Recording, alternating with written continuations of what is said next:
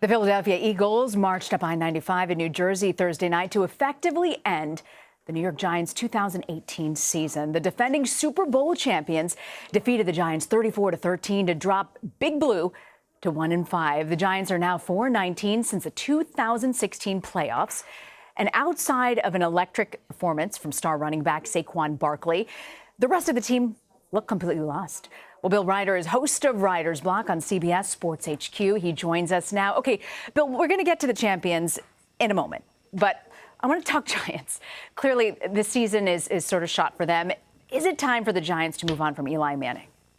Yeah, unfortunately, and I'm an Eli guy. I think he gets a raw deal sometimes from the media and fans.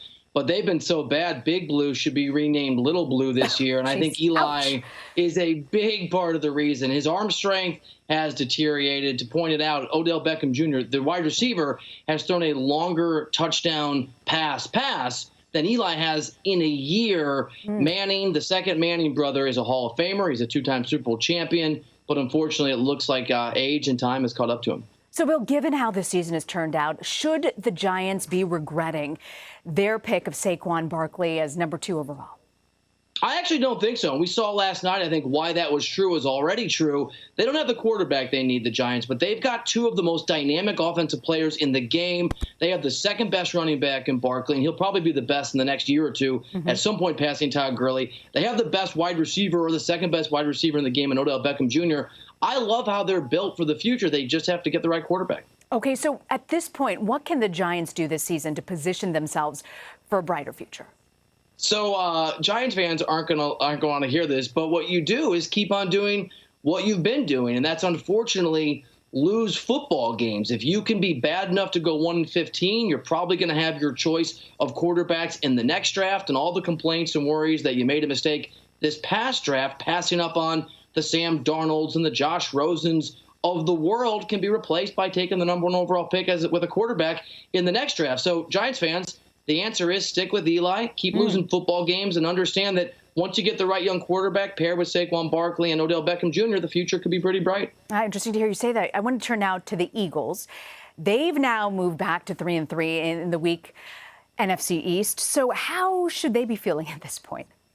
I think relieved. What's the old expression? Better to be lucky than good. I think the Eagles can be good, and they're very lucky to be in a division where 3-3 is the top of that division. They have a championship hangover. Doug Peterson talked about it. It's a real thing. Carson Wentz has looked better and better every week he's come back since his return a few weeks ago. I thought he looked dynamic last night. I think the Eagles should feel great. They have their own sort of destiny in their control. They are a mediocre 500 team, but in the NFC East, it doesn't matter. I think the Eagles could be dangerous in the weeks and months ahead. When you're looking at this week's big NFL matchup, we're talking about, of course, Tom Brady's New England Patriots against Patrick Mahomes' Kansas City Chiefs. Yeah. What are you expecting from that game? I actually think the Chiefs have a chance to win this game. They're 3.5-point, or at least they open as 3.5-point underdogs, but it'll be the same story it's been for Kansas City all year long. Their defense is atrocious, and their offense behind young gunslinger Patrick Mahomes has been outstanding. It is the best offense in football so far this year. He is the best quarterback so far in football this year, and if anyone can put a stop to it, we thought it might have been at Denver 2 weeks ago. We thought it might have been the Jaguars at Arrowhead. If Bill Belichick, who, trust me, is licking his chops and watching tape right now to slow Mahomes down, can't put a dent in what he's about, we're going to know Mahomes isn't just for real, but his greatness is now. On the other hand, Tom Brady and the Patriots get up for games like this. So I think it'll be a great football game, Rena. I think it'll show us who the best team probably in the AFC is by the end of the weekend. I would love to be in that room as Belichick is watching the tape to hear his comments. Me too. Me too.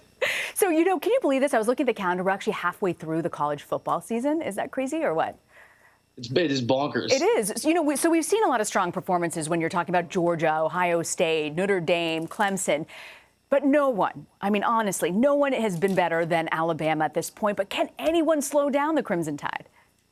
I am sorry, Georgia fans. I am sorry, Clemson fans. I am sorry, Notre Dame fans, Ohio State fans, West Virginia fans. Heck, Colorado fans, sure, why not? No, this football team, and the reason is it's what Alabama always is, the most talented team on paper, ridiculous defense, coached by Nick Saban, the greatest college football coach of all time. But in this quarterback, Tua Tagovailoa, you're talking about the kind of excellence you only occasionally see on video games. The combination of Tua's greatness with what Alabama always is, there's a reason they are ridiculous lopsided favorites in Vegas in a way we rarely see. I think everybody else is playing for second place this year. Interesting to hear you say that. I've got to ask you finally, though, the American and the National League Championship Series, it actually begins this weekend. What are you expecting from two highly exciting matchups? Yeah, it's really tough. I mean, on the American League side, these are the two best teams in baseball. And I know the Red Sox won, 5 more games, 108 to 103 than the Astros.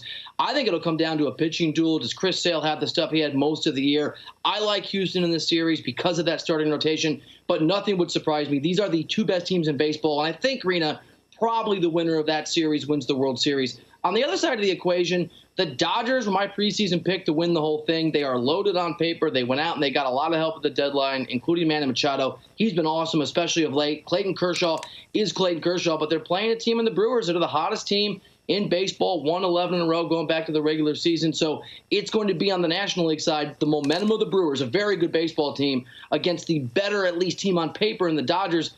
I'm going to go Dodgers, but again, it's a tough call. Both these series will be really good, I think really close. At least it'll be exciting television to watch. It will be. All right, Bill Reiter, grateful you can join us, Bill. You bet. And don't forget, you can catch Bill's show, Writer's Block, every Monday through Thursday, 5 p.m., only on CBS Sports HQ.